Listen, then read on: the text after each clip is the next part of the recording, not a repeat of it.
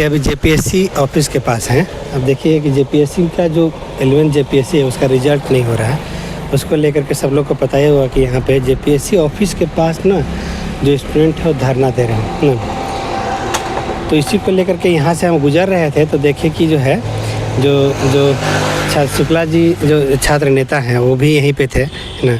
तो हमको लगा कि बात करते हैं और अपना ये बात बताते हैं कि पहले से ही पता है आप लोगों को जेपीएससी जो है ना, जेपीएससी का काम है घूस लो नौकरी दो। जब तक ये घूस नहीं लेता तब तक नौकरी नहीं देता। आपको भी पता है जेपीएससी 1 जेपीएससी 2 में क्या हुआ। जेपीएससी 1 में तो सब अध्यक्ष से लेकर इसका मेंबर तक जेल में है ना। और जेपीएससी एग्जाम लेती है तुरंत रिजल्ट क्यों नहीं जारी करती। बीपीएससी तो जारी करता है, यूपीएससी तो जारी करता है, लेकिन ये क्यों नहीं जारी करता। आपको रियलिटी बताते हैं। रियलिटी ये है कि जेएसएससी में जितना अधिकारी को नियुक्त किया जाता है उससे बोलकर नियुक्त किया जाता है कि तुम घूस लेना तब नियुक्ति देना, उससे पहले देना मत। एकदम 50-50 लाख रुपया पर ले लो उसके बाद देना ना। क्यों रिजल्ट नहीं दे सकती। रिजल्ट इसलिए नहीं दे सकती क्योंकि पहले घूस का पैसा आना चाहिए इसके पास ना। हर सीट का पैसा आ जाना चाहिए जब तक। और ये भी सोच लेता है इन लोग घूस का पैसा आएगा 2-4 साल जेल में चल जाएगा, कोई दिक्कत थोड़ी ना है ना।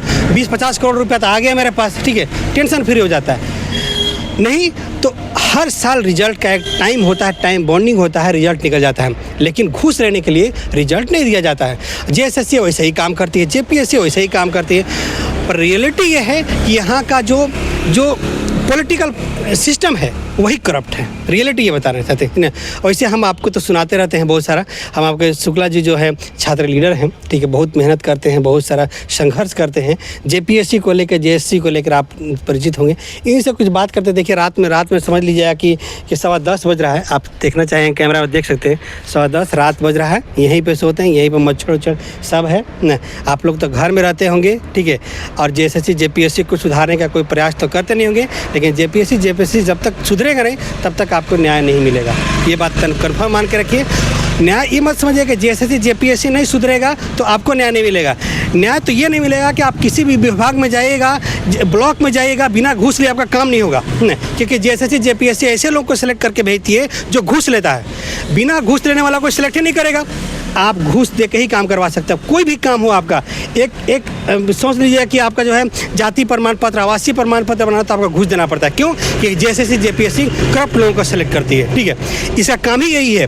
तो इसीलिए आप अगर सहयोग नहीं कर सकते कम से कम सहयोग करने आइए और यहाँ बात उठाइए कि जेएसएससी जेपीएससी में बैठे अधिकारियों को संपत्ति का जांच क्यों नहीं होता जी। संपत्ति का जांच होगा। इन लोगों का सैलरी से 1 लाख गुना ज़्यादा सैलरी निकलेगा, ठीक है, संपत्ति निकलेगा। इन लोगों की संपत्ति जब्त होना चाहिए। इन लोग सुधारने के लिए आप भी ऐसे शुक्ला जी से बाकी शुक्ला जी आप बताइए कब से रह रहे हैं यहाँ पे, कितना परेशानी झेल रहे हैं, और जैसे जी कम से कम जेपीएससी का कारनामा जरूर बताइए लोगों को मेरे चैनल के थ्रू।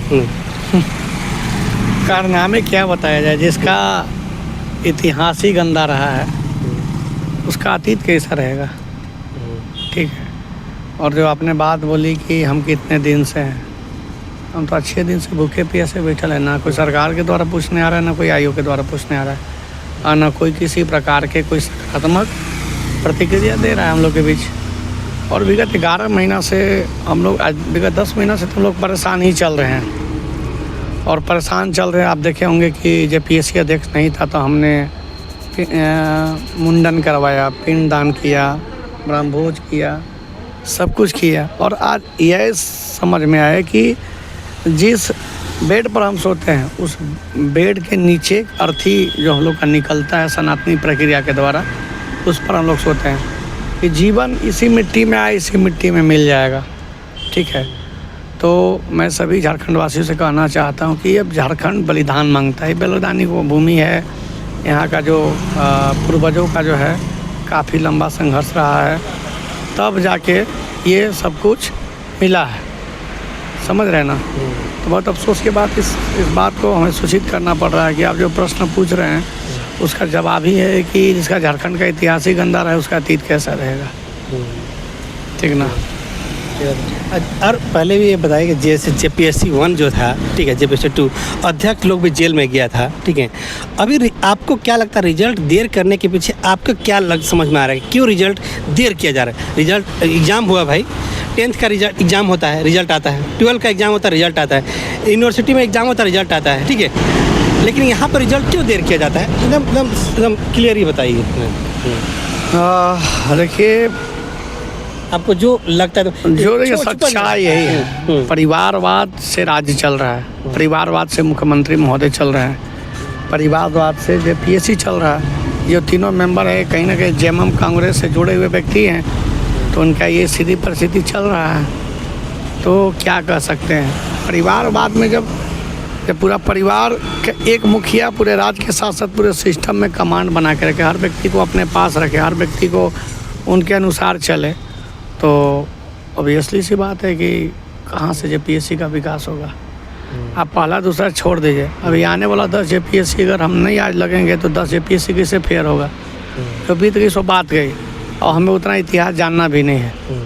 हम जब वर्तमान में जी रहे हैं तो हम इतिहास को क्यों दोहराएंगे?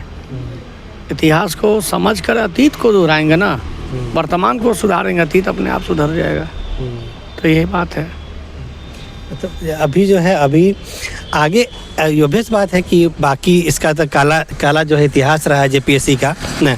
आप लोगों को पता होगा, हम लोग नेट का एग्ज़ाम देते हैं, नेट में किस तरह से ये गड़बड़ी किया था। तो आगे ये सुधर जाए, पूरी तरह से सुधरे, कैसे व्यवस्था हो सही से। जब तक लड़ेंगे नहीं तब तक सुधरे नहीं। कहीं भी देखते होंगे आप, जब तक लड़ाई नहीं लड़िएगा तब तक सही सुधार नहीं होगा। तो यही है ना। और छात्रों को क्या संदेश दीजिएगा आप अपने थ्रू?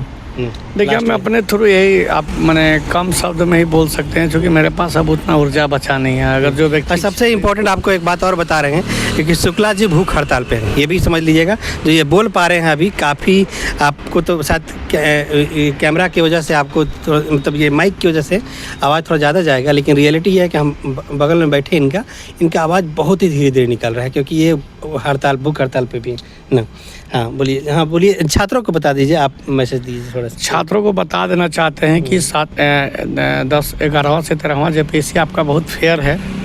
झारखंड के इतिहास में पहली बार 342 जो पढ़ने वाले छात्र हैं उनका नौकरी होने जा रहा है। साथ ही साथ अगर जेपीएससी को बचाना है तो आपको कल का जो आंदोलन है बड़े स्तर पे, बृहद स्तर पे, उसको लिए आपका समर्थन देना पड़ेगा। आने वाले जो 10 जेपीएससी हैं, उस 10 जेपीएससी में अगर आप सुधार करना चाहते हैं, 10 जेपीएससी में आप उनका भविष्य आप सुधारा देखना चाहते हैं, तो मेरा विनती है आपसे, आप निकलिए और जेपीएससी को साथ सुधारिए। अभी भी वक्त, जैसे मान लीजिए हमारा देश गुलाम था, तो देश गुलाम था तो आज 75वीं वर्ष हम लोग आज मना रहे हैं, 76वीं वर्ष जो भी है, और उसको कह सकते हैं कि हम लोग अमृत महोत्सव भी मना रहे हैं। तो हम लोग ऐसा काम करें ना कि जेपीएससी में सुधार के हम लोग भी अमृत वर्ष मनाएं, ताकि हमारा जेपीएससी में सुधार हो, जेपीएससी में आने वाला बच्चे पढ़ने वाला का नौकरी हो। इन्हीं मांगों के साथ अपनी हम मांग रख रहे हैं। फिलहाल जैसा होता है फिर हम आपके चैनल पे फिर जुड़ेंगे, क्योंकि मेरे पास कोई ताकत नहीं है बोलने के लिए। जैसे अभी देख लिए होंगे, शुक्ला जी को थोड़ा सा जो है बोल नहीं पा रहे हैं क्योंकि भूख हड़ताल पे हैं। तो एक चीज़ और बताना चाहते हैं हम आपको कि हम खुद इस जेपीएससी को पर्सनली जानते हैं कि यहाँ आपका पहुँच है, आपके पास पैसे हैं, आपको तुरंत नौकरी होगा। ये बात कंफर्म बता रहे हैं आपको ना। इसलिए इसको सुधारना बहुत ज़रूरी है। और सुधारा कैसे जाएगा? सुधारा संघर्ष से होता है, लड़ाई से होता है। ठीक है, आपको बताना चाहते हैं जेएसएससी जेपीएससी को लड़ाई से आप सुधार सकते हैं, और जेपीएससी को भी सुधारना बहुत ज़रूरी है, क्योंकि यहाँ पे आपके पास पैसा है, आपको पहुँच है, ओहदा है, आपको तुरंत नौकरी मिलता है। ठीक है, धन्यवाद। चैनल पर बने रहिए, बाकी अपडेट आपको देखते रहेंगे। ठीक है, धन्यवाद।